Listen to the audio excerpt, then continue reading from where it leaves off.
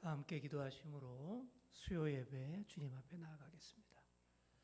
하나님 아버지, 은혜를 감사드립니다. 오늘 저녁에도 저희들을 주님의 전으로 불러주시고 주님 앞에 겸손히 엎드리며 기도하며 찬양드리게 하시고 또 하나님의 말씀을 또 새기며 받게 하여 주시니 감사드립니다.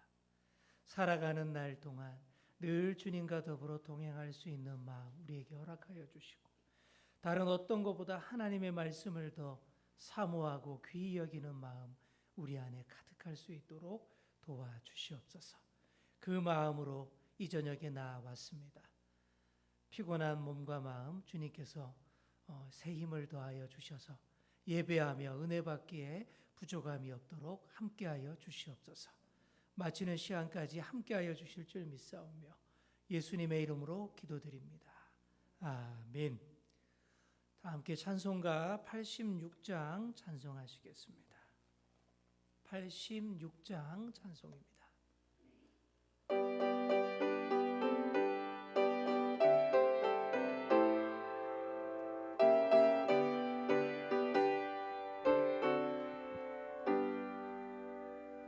내가 늘 의지하는 예수, 나의 상처 입은 심령을 불쌍하게 여기사 위로하여 주시니 미쁘신 나의 좋은 친구.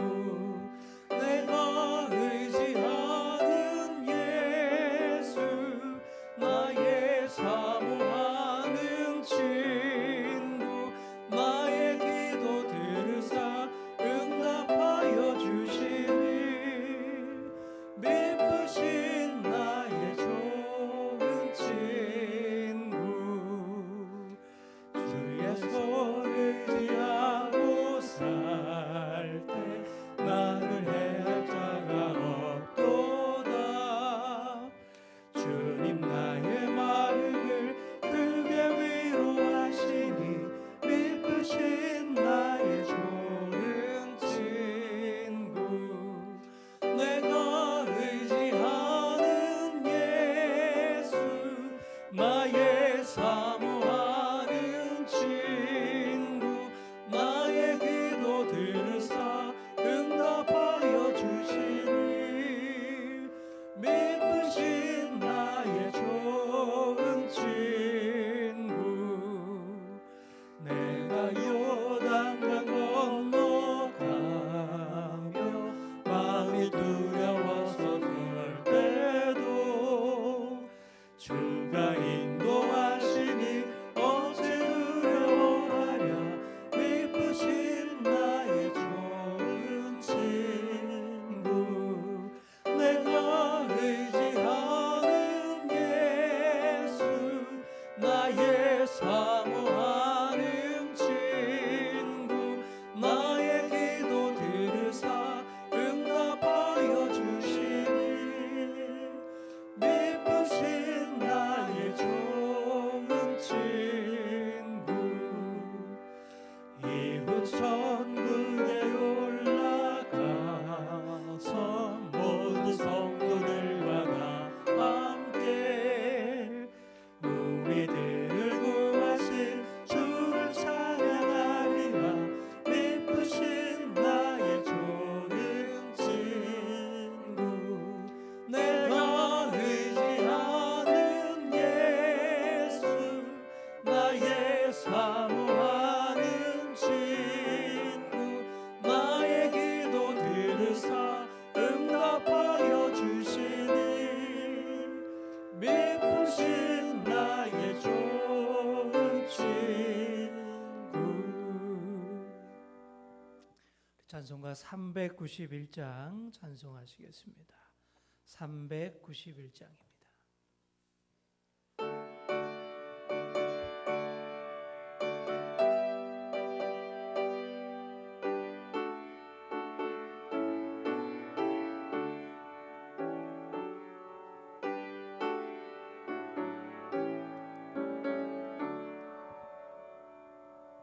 오 놀라운 그 새 주 예수 내 주 참 능력에 주시로다. 근바위 및 안전한 그곳으로 내 영혼을 숨기시네. 메마른 땅을 종일 걸어가도 나 피곤치 아니하며 저 위험한 곳 내가 이를 때면 근바위에 숨기시고 주 손으로 덮으시네. 오 놀라운 구세주 예수 내 주 내 모든 짐 벗기시네. 죄악에서 날 끌어올리시며 또 나에게 힘 주시네.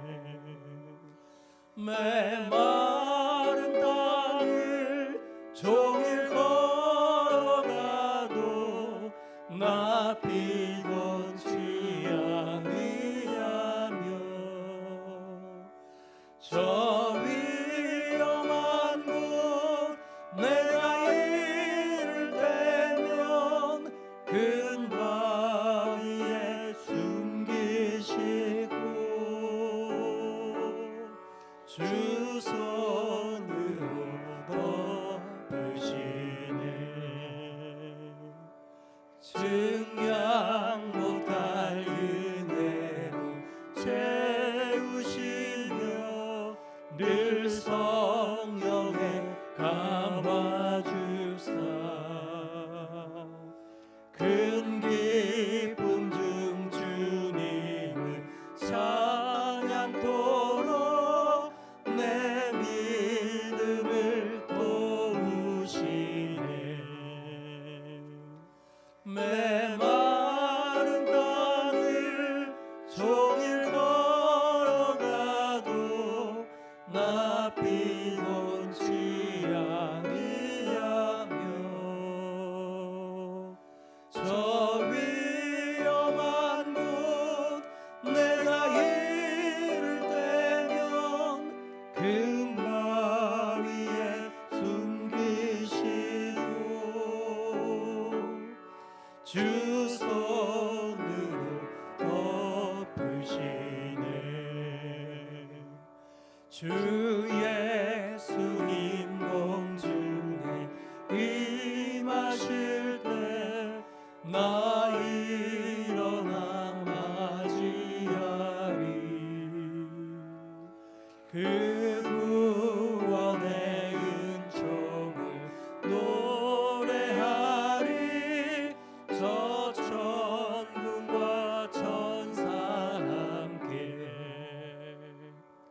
메마른 땅을 종일 걸어가도 나 피곤치 아니하며 저 위험한 곳 내가 이를 때면 근바위에 숨기시고 주 손으로 덮으시네. 조성순 권사님 기도 인도하심으로 함께 기도드리겠습니다.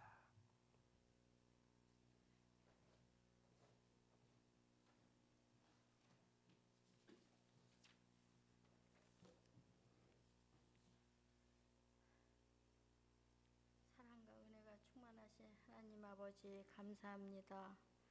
지난 시간도 함께 하시어 우리들을 하나님 은혜 가운데 살게 하시고 오늘도 수요 예배로 하나님의 임재가 충만한 이 복된 자리에 저희들을 불러주심을 감사드립니다. 이 시간 온전히 주님께 나아가는 하나님을 만나는 시간이 되게 하옵소서. 코로나19로 그동안 가정에서 온라인 예배를 드리다 이렇게 주님 전에 나와 예배 드리게 됨을 감사드립니다. 날마다 사건 사고가 많은 이 어지러운 세상 가운데서도 저희를 지켜주시고 건강과 평안함으로 인도하시니 감사드립니다.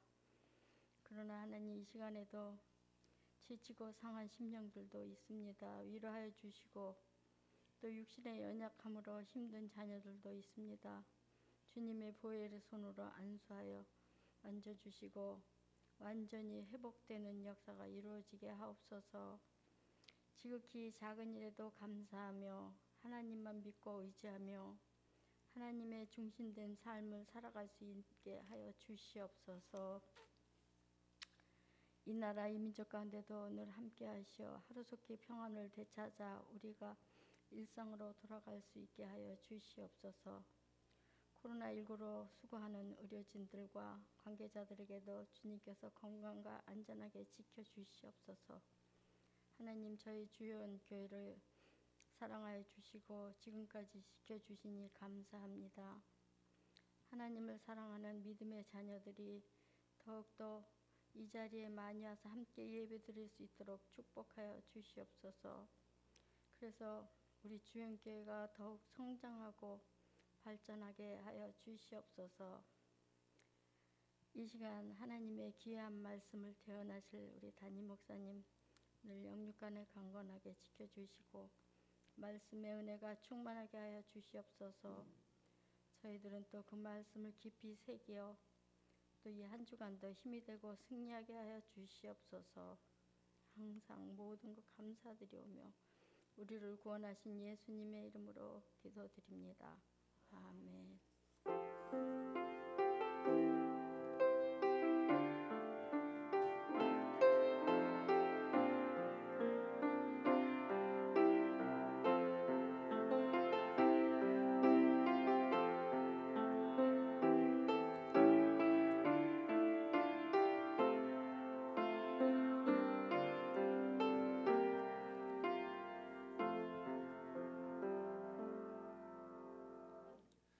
오늘 우리에게 주시는 하나님의 말씀은 구약 성경 출애굽기 27장 9절의 말씀입니다. 우리 한 절이니까요. 우리 다 같이 찾으셔서 한 목소리로 함께 출애굽기 27장 9절 말씀 읽겠습니다. 시작. 너는 성막에 뜰을 만들지니 남쪽을 향하여 뜰 남쪽에 너비가 100규빗의 세마포 휘장을 쳐서 그 한쪽을 당하게 할지니. 아멘.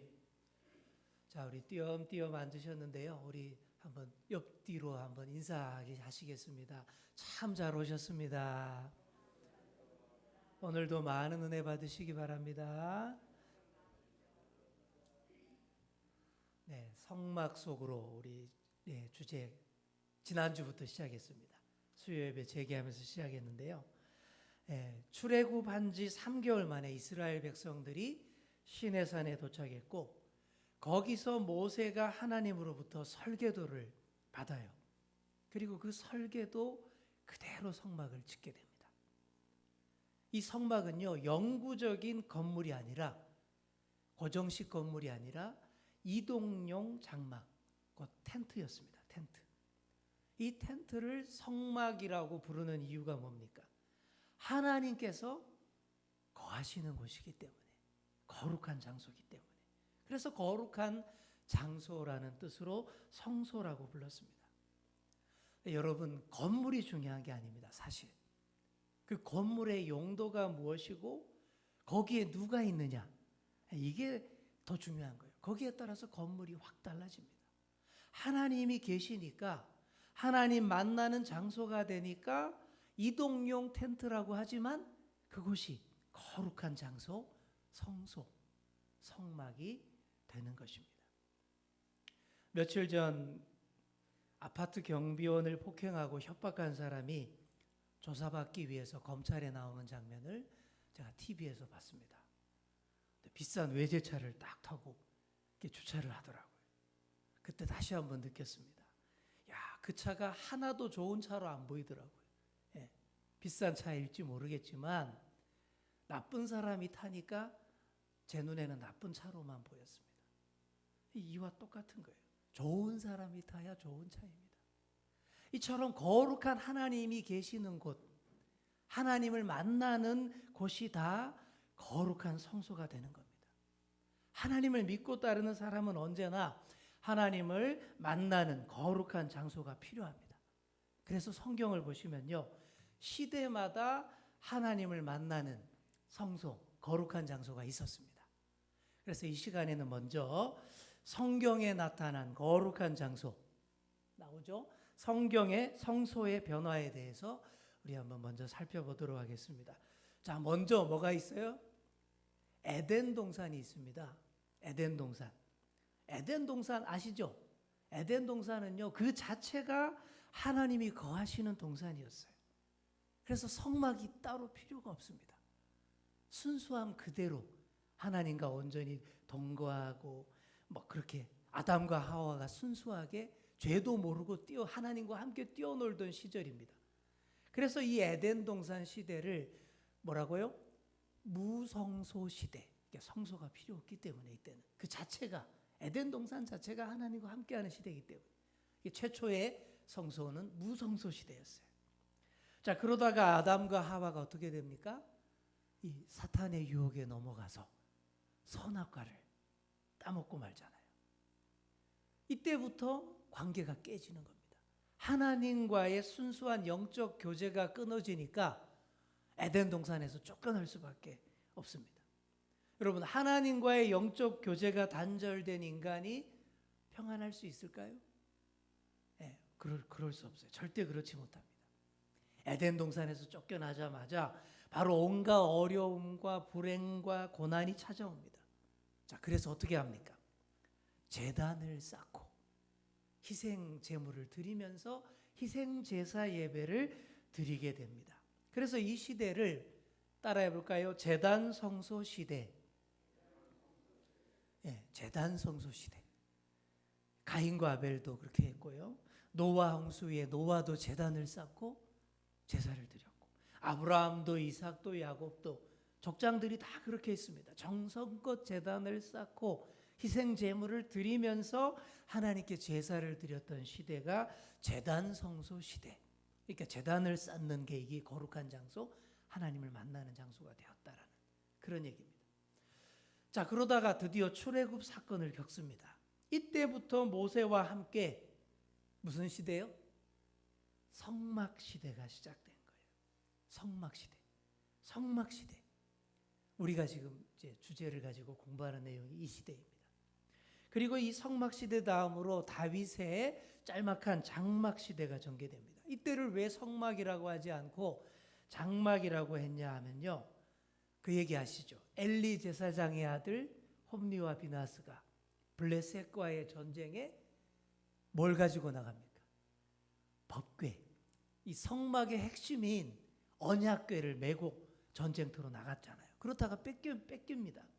그래서 당시 실로에 있던 성막은 이 안고 없는 찐빵 같은 상태가 된 거예요. 이게 성소의 성막의 핵심이 이 법궤인데 그게 없으니까 이리저리 왔다 또 돌아다니고 나중에 법궤를 되찾아서 예루살렘에 안착할 때까지 한 100여 년 정도 이 시대를 성막이라고 안 부르고 장막이라고 부르는 그런 좀 암흑기 시대가 있었던 것이죠.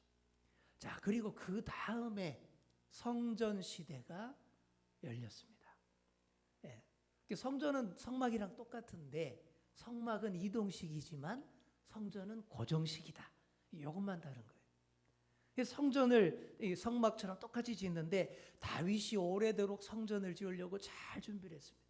그리고 잘 준비해 놓은 그걸 토대로 해서 그 아들 솔로몬이 성전을 건축합니다. 아주 멋지게 제대로 화려하게 잘 지은 성전. 그 성전을 솔로몬 성전이라고 불렀어요.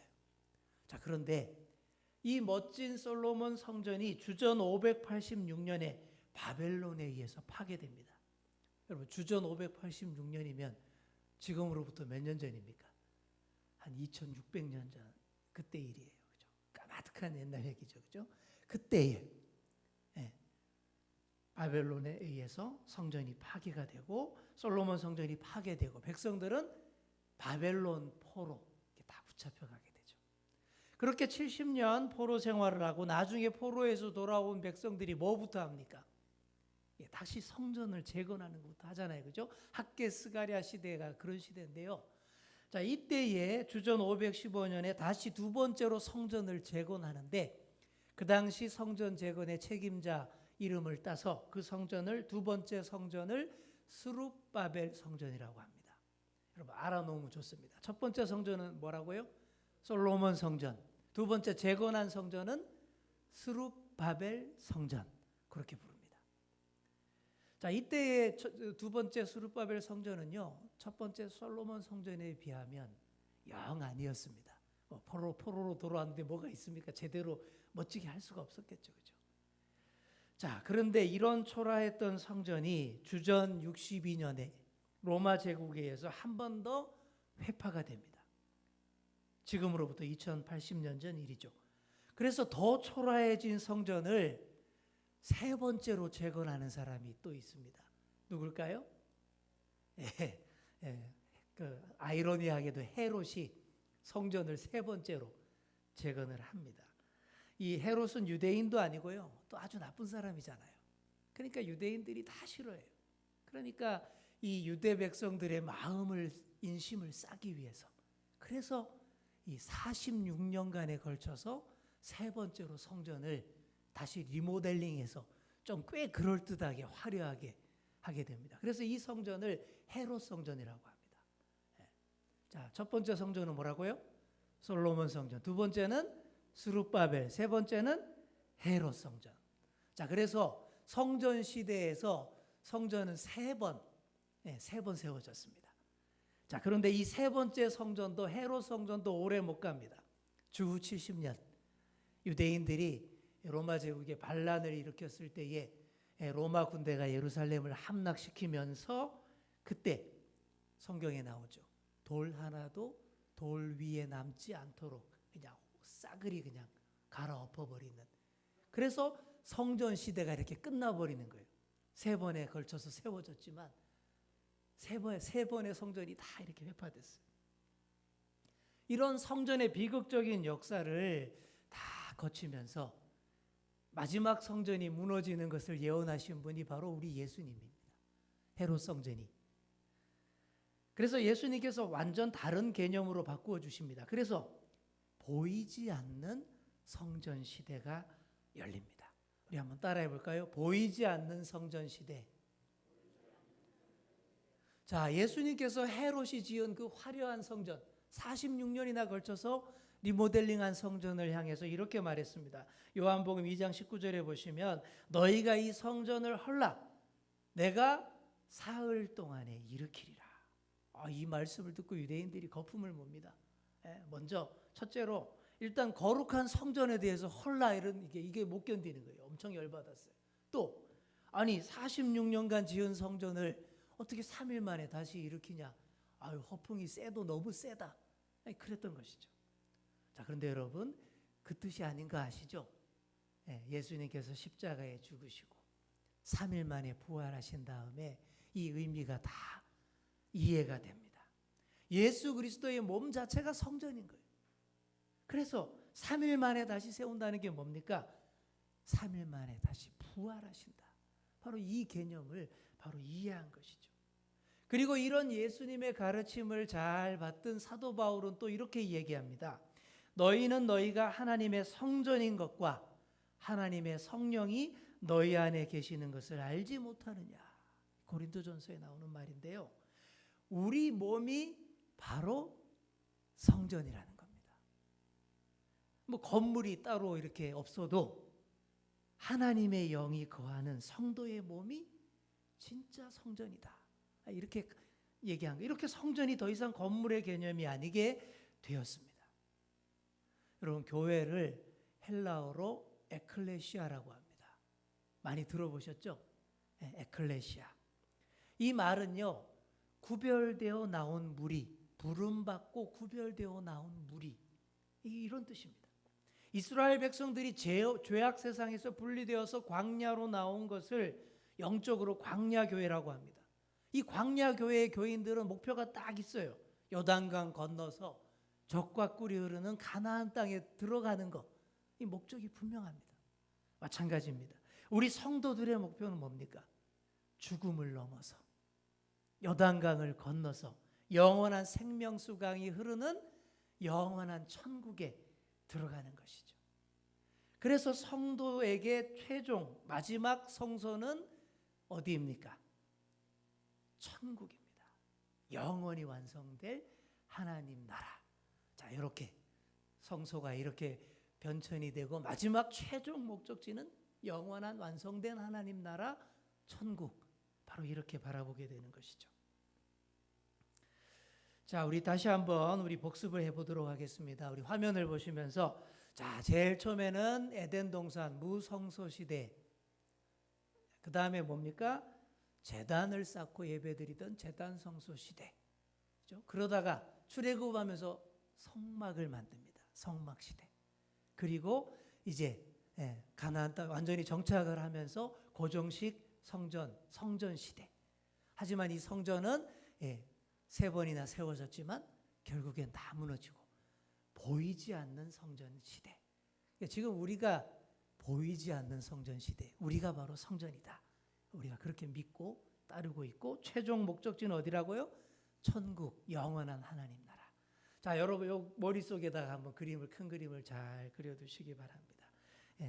우리가 공부하는 성막이 어느 시대에 있는지도 한번 잘 보시고 정리를 잘 하시는 분이 공부를 잘 하십니다. 그리고 신앙도 마찬가지예요. 신앙도 정리가 잘 되어 있어야 이 정도 알고 계셔야 정리가 잘 되고 이렇게 체계가 잘 잡히는 신앙으로 이렇게 또 성장해 갈 수 있습니다. 자, 여기까지 우리 성경에 나오는 성소, 하나님이 임재하시는 만나는 거룩한 장소가 어떻게 변화되어 왔는지 우리가 한번 살펴봤고요.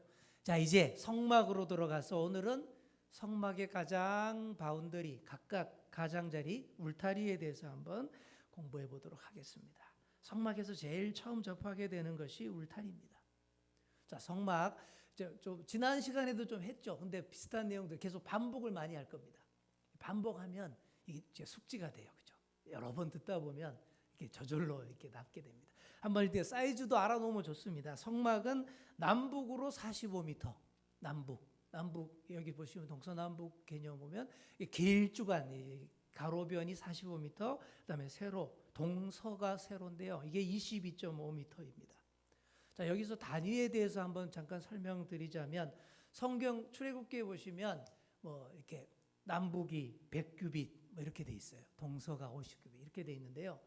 이 규빗이라는 그 단위는요. 성경에 나오는 규빗이라는 단위는 이겁니다. 사람의 팔꿈치, 성인 남자의 팔꿈치에서 손가락 끝까지 길이 요만큼. 그래서 대략 좀 차이가 있지만 대략 45cm. 그렇게 이해하시면 됩니다. 1규빗 45cm. 그럼 100규빗은 45m. 그렇게 이해하시면 그려질 거예요. 자, 그런 사이즈입니다.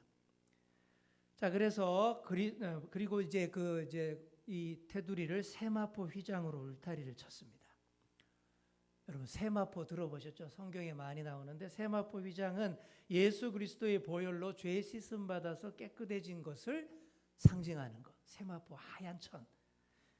그래서 남쪽과 북쪽에 이 휘장을 치기 위해서 기둥이 필요했습니다. 그래서 기둥이 남쪽과 북쪽에 각각 20개. 그럼 어떻게 몇 개입니까?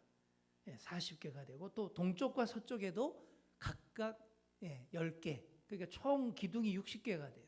이 기둥의 높이는 한 2m 25cm인데 여러분 이 기둥의 모양을 한번 보십시오. 기둥과 받침은 놋 아시죠? 놋으로 만들고 기둥의 갈고리와 가름대 그림에 나오는 모양대로 이해하시면 됩니다. 성경에 보시면 막 글로 막 설명해 놓으니까 뭔 소리인지 잘 이해가 안 되는데 한마디로 이렇게 생겼다. 그렇게 이해하시면 됩니다. 자, 기둥의 갈고리와 가름대는 은으로 만들었습니다. 이 재료에도 보면 의미가 다 있어요. 은이라는 것은 구속의 은총을 상징하는 겁니다. 용서하고 구원해 주는 그 은혜. 그게 은의 의미고요. 또 놋으로 만들어진 60개의 기둥과 받침대는 따라해 볼까요? 힘과 심판. 예, 놋은 주로 성경에서 그런 걸 상징합니다. 힘과 심판. 자, 그리고 동쪽으로 문을 세웠는데 이 문이 꽤 큽니다. 폭이 9m나 돼요. 여러분 이렇게 진짜 이 폭은 22.5m인데 이 변이 거기다 문이 10m 가까이 돼 보세요. 이게 문이 크단 말이에요, 작단 말이에요. 굉장히 큰 겁니다. 큰 문을 달았는데 거창한 철문은 아니에요. 휘장으로 만든 문인데 청색, 자색, 홍색 실과 가늘게 꼰 배실로 아주 이쁘게 수를 놓아서 짠 휘장, 이게 문입니다. 이것은 양의 문이 되신 우리 예수님의 아름다움을 상징하는 거예요. 문, 예수님을 문으로 많이 비유하지 않습니까? 그렇죠? 자, 성막 울타리가 이런 세부적인 재료와 의미를 가지고 구성이 됐습니다. 자, 오늘 이 시간에는 울타리에 대해서 또 이렇게 종합적으로 그 의미를 깊이 한번 묵상해 보도록 하겠습니다. 옛날 어른들이 이런 말씀하셨어요. 돈 못 버는 남편이라도 버리지 말라. 쥐 못 잡는 고양이라도 버리지 말라. 썩은 울타리라도 허물지 말라. 들어보셨어요? 자, 이게 무슨 말씀입니까? 야, 이것들이 그 존재만으로도 유익을 준다라는 뜻입니다. 아무리 능력 없는 남편이라 그래도 없는 것보다는 낫고요. 그죠? 또 아무리 늙어서 쥐도 못 잡는 고양이일지라도 앉아서 그 야옹만 해도 쥐들이 어머나 하면서 도망갈 수 있다라는 거죠. 지켜줍니다. 또 썩은 울타리라도 있으니까 다들 조심하고 그 영역을 이해하고 안 넘어가고 도둑도 함부로 못 들어온다라는 것입니다. 법적으로도 울타리가 없어서 그냥 막 들어오면 주거 침입죄로 고소할 수가 없다는 그런 얘기 제가 들은 적이 있거든요. 이 울타리의 1차적 기능은 이겁니다. 안과 밖을 구별하는 것입니다. 여기 보시면 광야 한가운데 있고요. 맨 땅에 세워졌습니다. 근데 저 울타리가 없을 때는 그냥 다 똑같은 맨 땅인데 울타리 하나 딱 세워놓으니까 달라지는 거예요. 안이 생기고 밖이 생기는 겁니다. 울타리 밖의 세상은 이겁니다. 죄와 사망이 지배하고 마귀가 왕노릇하는 곳, 그걸 의미합니다. 그러나 반대로 울타리 안은요, 하나님이 다스리시고 생명과 평안이 넘치는 곳, 그걸 말하는 거예요. 울타리 밖은 저주가 있고 심판이 있어요. 그러나 울타리 안은 복과 위로가 넘칩니다. 울타리 밖은 지옥이지만 울타리 안은 천국이에요. 이 울타리를 통하여서 알곡과 쭉정이가 구별이 되고 양과 염소가 구별이 될 수 있다라는 것입니다. 그러므로 구원받고 생명 얻기를 원하는 자는 반드시 울타리 어디에 있어야 돼요? 안에 있어야 된다는 거예요. 그냥 울타리를 쳐다보고 바라보는 것만으로 아무 소용이 없습니다. 이렇게 말하는 사람들이 많습니다. 아유, 나도 교회에 관심이 많아요. 아유, 나도 예수에 대해서 조금 압니다. 나도 신앙에 대해서 많이 생각해 봤고요. 지금도 생각 중에 있습니다. 여러분, 이게 무슨 말들일까요? 이 얘기입니다. 나도 울타리를 쳐다봤습니다. 많이 쳐다봤습니다. 이 얘기나 똑같아요. 평생 울타리만 쳐다봐서 뭐 어쩌겠습니까? 울타리 밖에 서서 백날 쳐다봐도 소용없습니다. 어떤 분은 주일이 되면 이 아내와 자녀들을 승용차에 딱 자기 차로 꼭 교회 태워줍니다. 그래서 교회 앞에 반드시 오시는데 가족들만 싹 내려주고 자기는 그냥 싹 지나가요. 아니, 교회가 드라이브 스루 진료소도 아닌데 그냥 이렇게 휙 지나가시더라고요. 물론 시간이 좀 더 필요하겠죠. 전혀 교회 안 오시는 것보다는 훨씬 낫죠. 그러다 보면 언젠가 교회 주차장에 주차 딱 하시고 들어올 날이 있을 겁니다. 그런데 여러분, 중요한 것은 타이밍입니다. 너무 늦어버리면 안 되는 거예요. 골든 타임을 놓쳐버리면 소용없게 된다라는 그런 얘기입니다. 그러니까 그런 분들을 보면 안타까워요. 언제 들어오시나, 언제 주차하시나. 오늘 읽었던 본문을 우리 다시 한번 읽어보겠습니다. 화면 보면서 시작. 성막의 뜰을 만들지니 남쪽을 향하여 뜰 남쪽에 너비가 100규빗의 세마포 휘장을 쳐서 그 한쪽을 당하게 할지니. 아멘. 세마포 휘장을 친 목적은 휘장 안으로 들어와서 하나님께 제사드리라라는 것입니다. 울타리 밖에서 지은 죄들 많아요. 굉장히 더러워졌어요. 새까매요. 그래도 들어오라는 거예요. 그 모습 그대로 울타리 안으로 들어오면, 휘장을 열고 들어오면 그래야 일이 된다라는 것입니다. 들어오면 따뜻하게 맞아주시고 죄의 문제를 해결해 주시고 세마포 휘장과 같이 하얗게 죄를 씻어주신다라는 그런 얘기입니다. 그런데 죄의 문제로 괴로워하면서도 울타리 안으로 들어오지 못하는 인생들이 얼마나 많이 있는지 몰라요. 계속 울타리 밖으로 그냥 맴돌면서 반복해서 죄를 짓는 인생들이 얼마나 많은지 모릅니다. 이러면 망하는 겁니다. 우리가 교회로 나오는 것이 어떻게 보면 별것 아닌 것처럼 보입니다.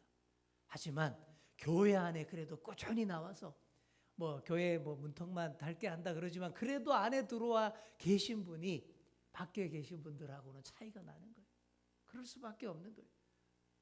우리 요한계시록 11장 1절과 2절 말씀 우리 같이 한번 읽겠습니다. 시작.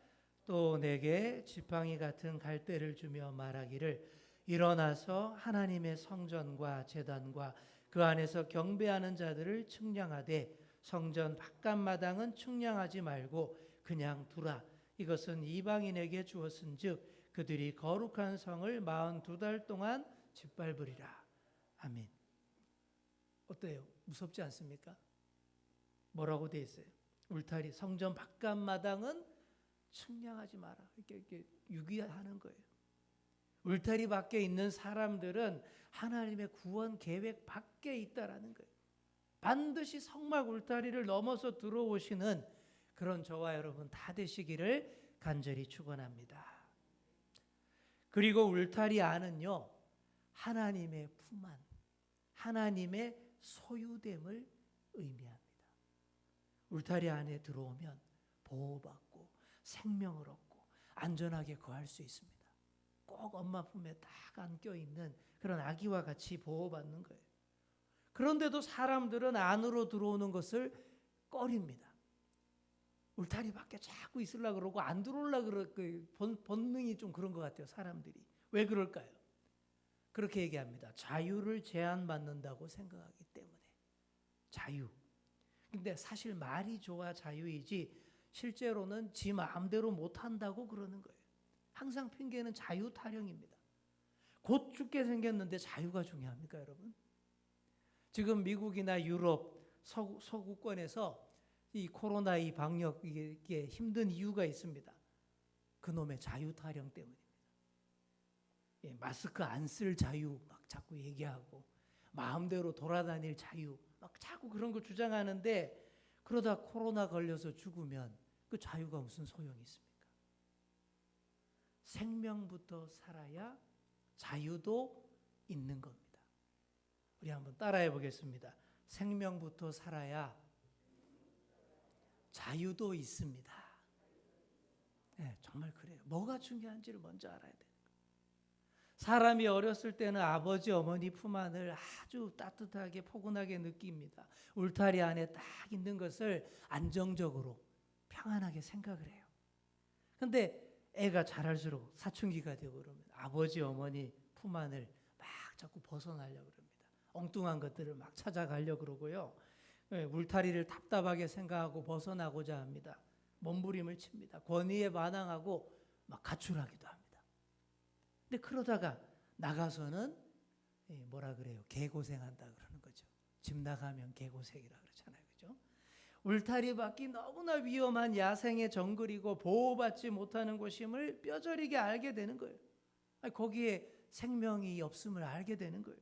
막 살 길을 찾아서 방황하다가 결국 어디로 갑니까? 결국에는 아버지 어머니 곁으로 다시 돌아오게 되는 거예요. 그 품 안에 생명과 보호의 따뜻함이 다 있다는 걸 느끼는 거예요. 또 받아주시잖아요. 돌아오면 어떤 잘못을 했더라도 다 품어주고 다시 받아주시지 않습니까? 우리나라 전통 조각 중에 이 솥대라는 것이 있습니다. 많이 보셨죠? 예. 이게 솥대는 세워놓은 나무라는 뜻입니다. 이 꼭대기에 새가 이렇게 달려 있는데요. 이 솥대의 유래는 그렇습니다. 우리나라 옛날 삼한 시대에 신을 모시던 장소인 소도라는 곳이 있었는데 거기서 유래한 거예요. 소도를 표시하려고 세워놓은 막대가 솥대라는 거예요. 이 마안에서는 이 소도에서 솥대를 딱 세워놓고 1년에 한두 차례 이 천신에게 제사를 지냈습니다. 그래서 아주 신성한 장소라서 이 국법의 힘이 미치지 못하는 그런 지역이 소도였어요. 그래서 도망자들, 죄인들이 막 이리로 들어와서 숨어 있으면 못 붙잡아가는 거예요. 여러분 이게 어디서 많이 들어본 얘기 같지 않습니까? 성경에도 나오는 얘기죠. 성경에 나오는 도피성 얘기입니다. 도피성. 예, 민수기 35장 보시면 하나님께서 모세에게 도피성을 만들라는 얘기가 나오죠. 그 목적이 뭡니까? 의도하지 않았는데 죄를 지었을 때, 실수로 사람을 죽였을 때 그 안에 들어와서 피신해서 보호받을 수 있게 해주는 성이 도피성입니다. 도끼로 막 나무를 찍는데 갑자기 도끼날이 쏙 빠져서 옆에 있는 사람을 탁 쳐서 죽게 만들었어요. 난리 났죠. 눈에는 눈, 이에는 이. 이 법에 따라서 복수하겠다는 사람들이 막 쫓아올 거 아닙니까? 피해자 가족들이 죽이려고 쫓아올 거 아니에요. 근데 도피성 안에만 들어가면 보호받을 수 있다라는 거예요. 목숨을 부지할 수 있었다라는 것이죠. 이와 똑같은 거예요. 울타리라는 거. 성막의 울타리가 이렇습니다. 이 안으로 들어와야 어떤 죄인이라도 보호받고 살 수 있습니다. 여러분 우리가 살아가는 세상이 얼마나 험하고 어려운지 몰라요. 그러나 주님과 동행하고 주님의 품 안으로 들어오기만 하면 두려워할 거 없어요. 아무리 폭풍 가운데 있어도 흔들릴 필요 없고요. 코로나19 가운데에서도 끄떡없습니다. 우리의 마음이 솥대처럼 하나님께로 우뚝 솟아서 그분만을 바라고 열망하면 그분의 손길 아래 보호받을 수 있는 줄 믿습니다. 또 그 안에 들어가면 완전한 보호와 하나님의 소유됨 안에 들어갈 수 있습니다. 여러분 목장에 보시면 목장 주인은 울타리 안에 있는 소나 말, 양이나 낙타에게 이 낙인이라는 걸 찍습니다. 낙인. 쇠붙이로 이렇게 불에 달구어서 주인의 첫 글자라든지 이름, 이 도장을 찍는 것이 낙인이죠. 이 낙인이 찍히면 그 완전히 그 주인의 것입니다. 그 소유예요. 이 낙인이 찍히면 울타리를 넘어서 다른 목장에 들어가서 다른 짐승들과 섞여 있어도 금방 표가 나고 주인이 반드시 찾아냅니다. 야, 너 왜 거기 있어? 넌 내 거야. 다시 데리고 나올 수 있는 거예요. 이처럼 한번 성막 울타리 안에 들어와서 하나님의 자녀로 성령의 인치심을 받으면 게임 끝난 겁니다. 아무리 울타리를 벗어나 내 마음대로 막 외치면서 지멋대로 돌아다녀도 그러다가 제풀에 지쳐 쓰러져도 주인 되신 우리 하나님이 반드시 찾아내시고 일으키시고 절대로 마귀에게 내주지 않을 것입니다. 그래서 예수님이 십자가를 지신 거예요. 택한 자녀들을 낙인 찍은 당신의 것들을 끝까지 책임지시는 그 모습, 바로 그것입니다. 이제 말씀을 정리하겠습니다. 하나님께서 사랑하는 자녀들과의 만남을 위해서 울타리를 치신 것이 성막입니다. 그곳에서 당신의 자녀들과 만남을 즐기십니다. 울타리 안은 주인의 영역입니다. 주인의 것과 주인의 것이 아닌 것의 경계가 바로 이 울타리예요. 울타리 안으로 반드시 들어오셔야 합니다. 힘써 교회 안으로 들어오셔야 합니다. 힘들고 어렵지만 그래도 자꾸 성전으로 나오라 그러고 교회 오시라 그러는 이유가 다 있는 거예요. 별것 아닌 것 같지만 이 안에 있으면 아무래도 달라집니다. 제가 아는 어떤 분이 그러더라고요. 막 아무 생각 없이 예수 전혀 안 믿는 사람인데 아무 생각 없이 예배 드리는 교회에 왔대요. 근데 교회 안에 본당에 딱 앉아 있는데 느낌이 다르더라는 거예요. 자기가 지금껏 헤매던 저 바깥 풍경하고는 느낌이 다르더라는 거예요. 그러니까 우리는 맨날 있으니까 잘 이해를 못했는데 그런 얘기야. 저절로 눈물이 흐르고 내가 이 안에 있으니 뭔가 달라지더라. 라는 고백하는 것 들었습니다. 사랑하는 성도 여러분, 우리는 하나님께서 택하시고 소유 삼으신 백성들입니다. 하나님의 소유된 백성들을 잘 모아놓으신 울타리가 바로 우리 주연교회인 줄 믿습니다. 우리가 교회 안에 온전히 거할 때에 하나님께서 우리를 다 책임지시고 보호하시고 풍족한 꼴로 먹여주시는 줄 믿습니다. 이 사실을 꼭 기억하시고 항상 성막의 울타리 안에 거하시는 저와 여러분 다 되시기를 간절히 축원합니다. 우리 함께 찬송 391장 우리 함께 찬양하시고 기도하겠습니다. 391장입니다.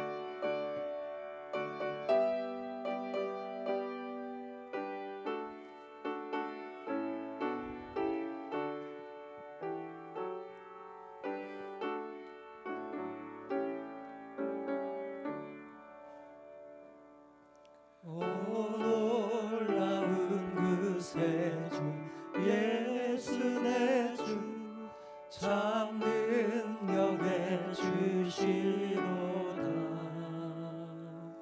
큰 바위 및 안전한 그곳으로 내 영혼을 숨기시네. 메마른 땅을 종일 걸어가도 나 피곤치 아니하며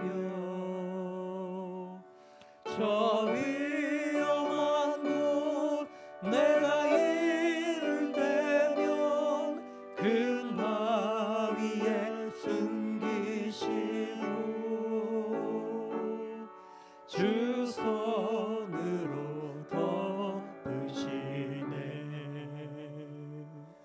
오 놀라운 그 세주 예수 내 주 내 모든 짐 벗기시네. 죄악에서 날 끌어 올리시며 또 나에게 힘 주시네. 메마른 땅을 종일 걸어가도 나 피곤치 아니하며 저 위험한 곳 내가 이를 때면 큰 바위에 숨기시고 주 손으로 덮으시네. 증량 못할 은혜로 세우시며 늘 성령의 감화 주사 큰 기쁨 중 주님을 찬양토록 내 믿음을 도우시네.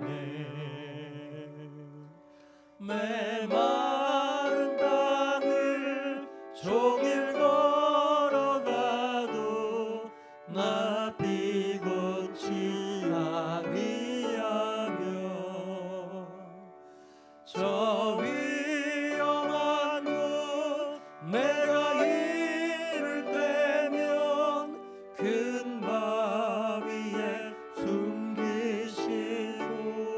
숨기시고 주 손으로 덮으시네.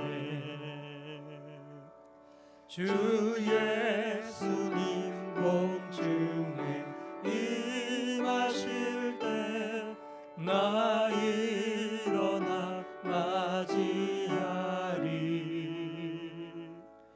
그 구원의 은총을 노래하리. 저 천군과 천사 함께 메마른 땅을 종일 걸어가도 나 피곤치 아니하며 저 위험한 곳 내가 이를 때면 큰 바위에 숨기시고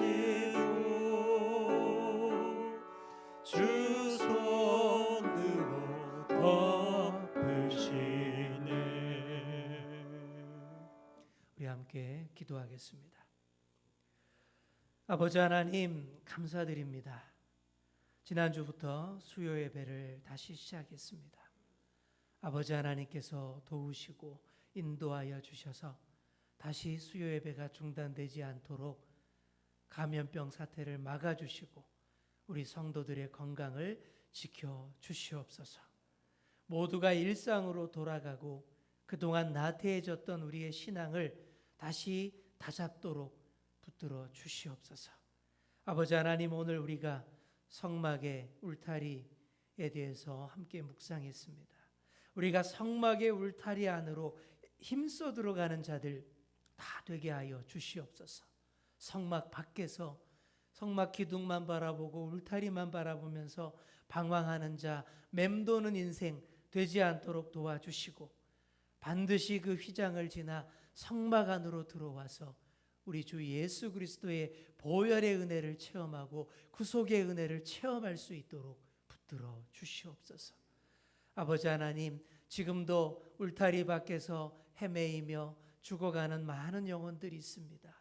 주님, 그들이 골든타임을 놓치지 않도록 지금이 은혜받을 만한 때요 구원의 날임을 꼭 기억하며 속히 성막 안으로 들어올 수 있도록 붙들어 주시옵소서.